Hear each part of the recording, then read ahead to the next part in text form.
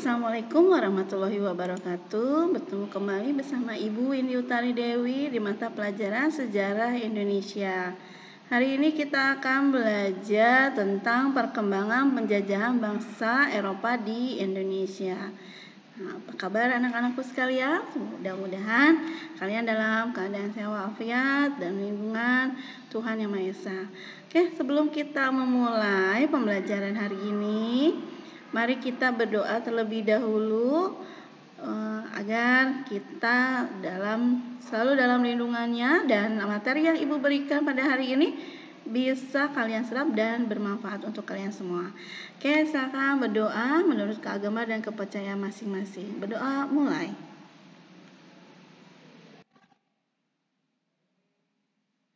Berdoa selesai. Oke, pada pertemuan kali ini Ibu akan menjelaskan tentang perkembangan penjajahan bangsa Eropa di Indonesia. Kalau sebelumnya Ibu sudah menjelaskan tentang adanya perdagangan antara orang beragama Hindu-Buddha dan juga orang-orang yang beragama Islam, yaitu India, Gujarat, dan Arab. Nah, ternyata orang-orang tersebut, India, Gujarat, Arab, ini menginspirasi orang-orang Eropa untuk mencari rempah-rempah, ya.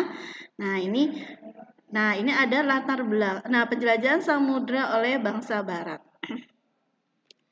Zaman penjajahan samudra merupakan suatu masa yaitu pada abad ke-15 sampai abad ke-17. Ketika bangsa-bangsa Eropa atau bangsa-bangsa Barat, atau Eropa banyak melakukan penjelajahan samudra mengelilingi dunia untuk menemukan komoditas dagang dari dunia timur. Yang tadi sudah Ibu jelaskan bahwa para pedagang Cina, pedagang Arab, India, Gujarat ya, kemudian juga dari Persia itu membawa rempah-rempah dari Nusantara ke Eropa, menjualnya ke bangsa-bangsa Eropa. Nah, inilah yang menginspirasi atau memicu bangsa Eropa untuk menemukan komoditas dagangnya dari dunia timur. Nah, pelopor penjelajahan samudra ini diprakarsai oleh 3 negara besar, yaitu Inggris, Spanyol, dan Portugal. Nah, ini adalah latar belakang penjelajahan samudra. Ya, yang pertama adalah jatuhnya Konstantinopel pada tahun 1453 ke tangan Turki Ottoman. Jadi Konstantinopel ini adalah bandar dagang ya, atau pelabuhan terbesar perdagangan di Eropa. Ya, nah pada saat itu Konstantinopel ini diserang oleh Turki Ottoman dan dikuasai oleh negara Turki yang berkebudayaan atau beragama Islam.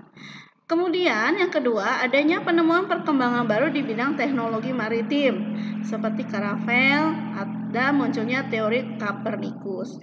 Ya, teori Copernicus ini mengatakan bahwa dunia itu bumi itu bulat, ya, bukan datar seperti yang sebelumnya sudah digembar-gemborkan gitu, ya.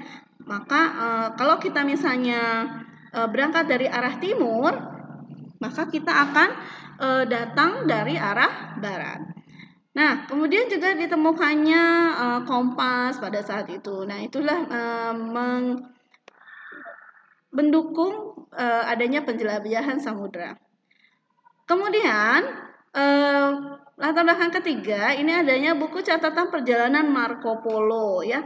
Marco Polo ini memiliki perjalanan ke daerah ke daerah Asia ya. Kemudian dia membuat seperti literatur ya, atau buku penelitian yang menerangkan tentang perjalanannya dia ke Asia. Nah, kemudian adanya juga dorongan dari tiga G, yaitu gold, glory, dan gospel. Apa itu gold, glory, dan gospel? Gold ini adalah 3G ini adalah pemahaman bahwa bangsa barat harus menguasai 3 ini. Gold ini adalah emas, dimaksudkan emas ini adalah kekayaan, ya. Jadi bangsa Eropa ini harus memiliki kekayaan. Nah, kekayaan untuk memiliki kekayaan ini berarti harus mengeksplor samudra. Kemudian glory ini adalah kejayaan. Kejayaan di sini adalah kejayaan untuk menaklukkan negara-negara dan negara-negara baru menjadi negara-negara jajahan, ya. Dan yang terakhir adalah gospel. Gospel ini adalah pemahaman untuk menyebarkan agama Kristen, ya, ke negara-negara lain, ke wilayah-wilayah lain yang belum memeluk agama tersebut. Nah, ini adalah dorongan dari penjelajahan samudra di Eropa. Kita lanjutkan untuk berikutnya. Nah, ini kronologi kedatangan bangsa Eropa ke Nusantara. Pada saat itu belum ada yang namanya Indonesia, namanya masih Nusantara. Nah, boleh kalian lihat yang pertama tahun 1511 ini ada Alfonso de Alburquerque berhasil menguasai kota pelabuhan Malaka. Ya, jadi dia setelah menjelajahi kemudian mereka juga mereka membawa bala tentara untuk menguasai daerah tersebut. Kemudian yang kedua, tahun 1521, Sebastian de Cano dari Spanyol berlayar bersama Ferdinand Magellan. Setelah Ferdinand Magellan meninggal, ia melanjutkan perjalanan pulang ke Spanyol melalui Tidore, Maluku Timur dan menyeberangi Samudra Hindia. Ya. Nah, ini. Yang ketiga, pada tahun 1579, Sir Francis Drake ya, berlabuh di kerajaan Ternate dan dijamu oleh Sultan Ternate Babulah. Nah, ini ya. Inilah pertemuan pertama, bahkan mungkin kerjasama pertama dari bangsa Spanyol ini ke Nusantara. Yang keempat ini adalah tahun 1596, yaitu Cornelius de Houtman tiba di Banten tahun 1596 dengan menggunakan 4 kapal. Nah, ini Cornelius de Houtman ini adalah dari Belanda. Kemudian yang kelima ini 1602, James Lancaster, ini Inggris ya, berkebangsaan Inggris yang melakukan perjalanan ke Indonesia, kapalnya tiba di Aceh. Dan yang terakhir yaitu James Cook 1770, pelaut terkenal Inggris setelah melakukan pelayaran ke Australia, singgah ke Batavia karena kapalnya mengalami kerusakan. Nah, ini kedatangan bangsa Eropa di Nusantara ya. Jadi ada 4 negara yang datang ke Indonesia, yaitu Spanyol, Portugis, Inggris, dan Belanda.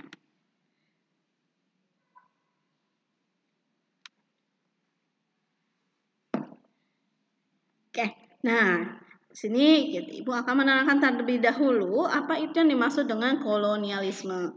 Kolonialisme ini berasal dari kata koloni, yaitu wilayah kekuasaan. Deisme yaitu paham. Maka kolonialisme adalah paham yang menganut adanya pengembangan kekuasaan suatu negara atas wilayah beserta manusianya yang berada di luar batas negaranya. Nah, kolonialisme ini dibagi menjadi 3, yaitu kolonialisme eksploitasi, kolonialisme penduduk, dan kolonialisme deportasi. Ya, Ibu jelaskan satu persatu ya. Kolonialisme eksploitasi ini dimaksud adalah yaitu dari koloni yang dikuras kekayaannya oleh negara penjajah untuk kepentingannya. Contoh misalnya Indonesia tentu saja ya. Ketika dijajah oleh VOC, kekayaannya dikuras ya, kemudian dibawa untuk kemakmuran negara Belanda. Kemudian kolonialisme penduduk ini adalah terjadi karena sejumlah penduduk suatu negara pindah ke negara lain dan mendesak penduduk asli dan mengambil alih kekuasaan dari penduduk asli. Kalau misalnya kita ambil contoh, ini adalah negara Amerika ya, pada saat dulu adanya perpindahan dari Inggris ke benua Amerika, di mana dulu adalah suku India yang berkuasa, kemudian karena terdesak oleh bangsa Eropa, maka suku Indianya menjadi minoritas. Kemudian yang terakhir adalah kolonialisme deportasi. Nah, kolonialisme deportasi ini berasal dari orang-orang buangan atau hukuman seumur hidup dibuang ke suatu daerah dan akhirnya di daerah tersebut menjadi kekuasaan negara tersebut. Ini contohnya seperti Australia dulu ya. Negara Australia itu merupakan tempat buangan dari Inggris seperti itu. Nah, ini adalah kolonialisme. Ini dari kolonialisme. Kita lanjutkan. Nah, ini adalah imperialisme. Kolonialisme dan imperialisme ini saling berkaitan ya. Nah, imperialisme ini berasal dari kata imperium, yaitu memerintah, dan isme artinya paham. Ya, suatu sistem. Nah, sedangkan imperialisme adalah suatu sistem jajahan yang dibentuk dengan cara membentuk pemerintahan jajahan yang dijajahnya.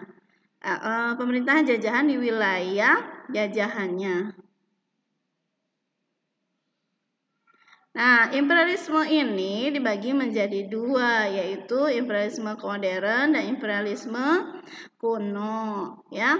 Nah, yang dimaksud imperialisme kuno ini seperti yang tadi sebelumnya Ibu jelaskan bahwa imperialisme kuno, imperialisme kuno ini terjadi pada zaman dahulu ya, yaitu pada masa penjajahan, yaitu ada imperialisme kuno ini yaitu ya ketika Belanda datang ke Indonesia, kemudian bangsa Barat datang dengan idealismenya, bangsa Eropa datang dengan idealismenya yaitu 3G ya. Kemudian ada juga yang kemudian dia membentuk pemerintahannya di negara-negara tersebut ya. Nah, itulah namanya imperialisme kuno ya. Sedangkan imperialisme modern ini lebih ke arah yang sekarang, yang terbaru. Jadi imperialisme kuno itu imperialisme modern itu tidak lagi seperti dahulu ya, menjajah, kemudian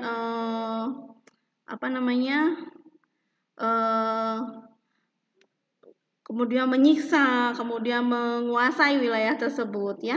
Sedangkan kalau imperialisme modern ini lebih dengan adanya untuk kepentingan industrinya, kepentingan ekonominya itu. Dengan tidak menjajah tapi biar supaya kepentingan ekonominya bisa mendapatkan itu gitu ya. Itu imperialisme kuno. Tuh. Oke, kita lanjutkan. Nah, tadi sudah Ibu jelaskan bahwa di Nusantara ini ada 4 negara yang masuk ke Nusantara. Nah, Ibu akan jelaskan 3 negara besar dulu ya. 3 negara besar yang menjajah di Indonesia, yaitu yang pertama adalah masa penjajahan Portugis. Yang pertama adalah bangsa Portugis masuk ke Nusantara di bawah pimpinan Alfonso de Albuquerque yang berhasil menaklukkan Goa tahun 1510 dan Malaka 1511. Sejak itu, Portugis menguasai perdagangan rempah-rempah dari Asia ke Eropa. Nah, ini ya. Karena dulu Goa dan Malaka ini diakui oleh negara-negara lain, wilayah lain-lain sebagai pusat dari perdagangan, pelayaran. Itu di sana ada istilahnya pelabuhan terbesar. Nah, pelabuhan terbesar dalam perdagangan rempah-rempah ya. Kemudian bangsa Portugis pada tahun 1522 bangsa Portugis kemudian menjalin kerjasama dagang terutama untuk komoditas lada dengan kerajaan Sunda atau Pajajaran, ditandai dengan dibuatnya padrau atau prasasti kerjasama 1522. Pada tahun 1575, bangsa Portugis ini diusir dari Ternate oleh Sultan Babullah. tahun 1575. Ini karena pada saat itu Portugis melaksanakan istilahnya apa ya, kerjasama untuk perdagangan, tapi kemudian memiliki keinginan untuk menguasai wilayah itu. Nah, kemudian yang keempat, ini ada berdasarkan kesepakatan Lisabon tahun 1859 antara kerajaan Belanda dan kerajaan Portugal, bangsa Portugis akhirnya menyingkir dari Hindia Timur kecuali bagian timur Pulau Timur, yaitu wilayah Timor Leste. Nah, ini tadi yang sudah Ibu sebutkan bahwa kan ada 3 negara nih yang menguasai menguasai Nusantara pada saat itu ya. Nah, di antara 3 ini terjadi persaingan kekuasaan, persaingan kekuatan ya. Nah, di tahun 1859 ternyata Portugis ini kalah dengan Belanda, maka dia menyingkir dan hanya menyisakan wilayahnya itu hanya Timor, kalau sekarang Timor Leste. Ya, selanjutnya adalah masa penjajahan Spanyol. Bangsa Spanyol masuk ke Nusantara melalui rombongan yang dipimpin oleh Sebastian del Cano. Ya, nah rombongan tersebut tiba di Maluku pada tahun 1521. Nah, bangsa Spanyol ini disambut baik oleh Tidore, dimanfaatkan Spanyol untuk mengembangkan kekuasaannya lebih besar. Spanyol mendirikan benteng dan kemudian mulai melakukan monopoli perdagangan. Seperti yang Ibu jelaskan sebelumnya di pertemuan sebelumnya, yaitu di perkembangan agama dan kebudayaan Islam, ada kedua kerajaan besar yaitu Ternate dan Tidore. Nah, ini saling bersaing, saling perang. Nah, di antara dua kerajaan ini ada dua juga negara yang mendukungnya, yaitu yang satu Portugis, yang satu Spanyol ya. Nah, sini persaingan antara Spanyol yang membantu Tidore dan Portugis yang membantu Ternate berakhir setelah dikeluarkannya Perjanjian Saragossa. Berdasarkan perjanjian itu, Portugis menguasai Maluku dan Spanyol menguasai Filipina ya. Nah, oke. Nah, ini perjanjian tadi yang Ibu sebutkan perjanjian Saragossa ini mengakibatkan adanya garis Tordesillas ya. Yaitu perjanjian Tordesillas adalah suatu perjanjian yang ditandatangani di Tordesillas, sekarang Provinsi Valladolid, Spanyol, pada tanggal 7 Juni 1494 yang membagi dunia di luar Eropa menjadi 2 poli eksklusif antara Spanyol dan Portugal. Sepanjang suatu meridian 1550 km sebelah barat Kepulauan Tanjung Verde, ya, ini dimiliki oleh Portugis dan sebelah baratnya oleh Spanyol. Ya. Kemudian perjanjian Saragossa mempertegas perjanjian Tordesillas tahun 1494. Nah, ini ternyata di antara dua kekuatan ini juga adanya persaingan seperti itu. Oke, kita lanjutkan yaitu masa penjajahan VOC. Ya, VOC ini dibentuk pada tahun 1602 sebagai upaya untuk memperkuat diri dalam menghadapi persaingan dagang dengan negara lain atau bangsa lain. Nah, VOC ini memiliki hak oktroi atau hak istimewa VOC. Kebijakan VOC di negara jajahannya antara lain yaitu pertama adalah monopoli. Monopoli itu adalah memegang kekuasaan ekonomi di suatu negara, ya. Kemudian ada kebijakan ekstirpasi. Nah, ekstirpasi ini artinya adalah memusnahkan pohon pala atau cengkeh demi mengekalkan monopoli rempah-rempah di Kepulauan Maluku, ya. Nah, itu. Jadi VOC ini supaya tidak dikuasai oleh bangsa lain gitu ya, negara lain, maka dia menghancurkan pohon pala dan pohon cengkeh itu. Selanjutnya adalah pelayaran hongi atau hongi tochten ya. Nah, pelayanan hukum ini adalah suatu bentuk pelayanan serta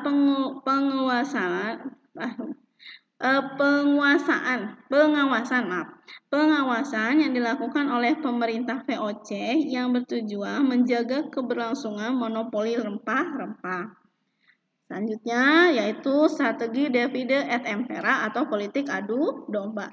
Nah, ini juga dilakukan oleh VOC, politik adu domba. Nah, pada tanggal 31 Desember 1799, VOC secara resmi dibubarkan dan pemerintah VOC di Nusantara pun diambil alih oleh kerajaan Belanda. Kenapa sampai dibubarkan? Ternyata VOC ini memiliki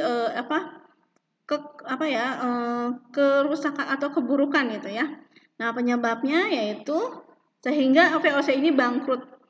Kenapa terjadi kebangkrutan? Ini diakibatkan yang pertama adanya korupsi. Kemudian biaya kepegawaian semakin besar.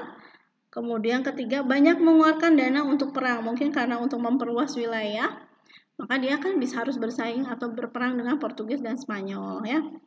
Kemudian yang keempat persaingan dengan kongsi dagang lainnya. Nah, ini yang mengakibatkan VOC bangkrut dan diambil alih oleh kerajaan Belanda.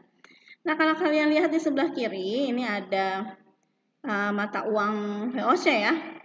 Dalam kepingan mata uang golden. Nah, setiap simbolnya terdapat kerajaan Belanda dan VOC. Ini ada VOC dan ini kerajaan Belanda. Oke, dari sini materi yang sudah Ibu berikan, Ibu harapkan sih kalian jelas ya. Nah, untuk itu Ibu akan memberikan untuk meningkatkan lagi kemampuan kalian dalam mengerti atau memahami dari materi yang Ibu berikan. Ibu berikan tugas kepada kalian ya. Jawablah pertanyaan berikut dengan benar, ditulis di kertas folio dan dikumpulkan di classroom kelas kalian masing-masing. Oke, pertama jelaskan pengertian dari gold, glory, dan gospel. Tadi sudah Ibu jelaskan ya, dari latar belakang terjadinya pelayaran samudra,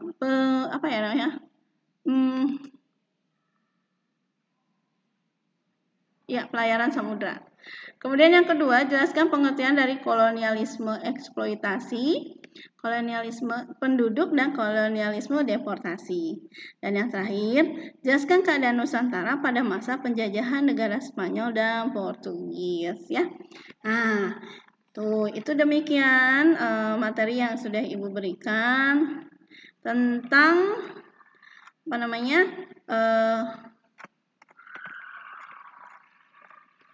ini perkembangan penjajahan bangsa Eropa di Indonesia. Ibu harapkan mudah-mudahan materi yang Ibu berikan ini bermanfaat untuk kalian semua, kita semua. Tugas yang Ibu berikan jangan lupa untuk kalian tulis dan kalian kerjakan. Maaf, ini Ibu tampilkan lagi di terakhir ya. Nah, ini. Nah, dengan Ibu berikan materi ini, kalian mengerti bahwa Indonesia ini merupakan negara atau wilayah yang betul-betul sangat diidam-idamkan oleh negara-negara lain. Nah, kita sebagai generasi muda, kalian sebagai generasi muda harus menjaganya ya. Karena memang negara kita ini sangat-sangat kaya. Baik kekayaan alam ya, dan juga kekayaan SDM-nya ya. Nah, jangan lupa dikerjakan tugas mandirinya dan materi untuk hari ini, untuk pertemuan ini Ibu cukupkan. Mudah-mudahan kita tetap dalam lindungan Tuhan Yang Maha Esa.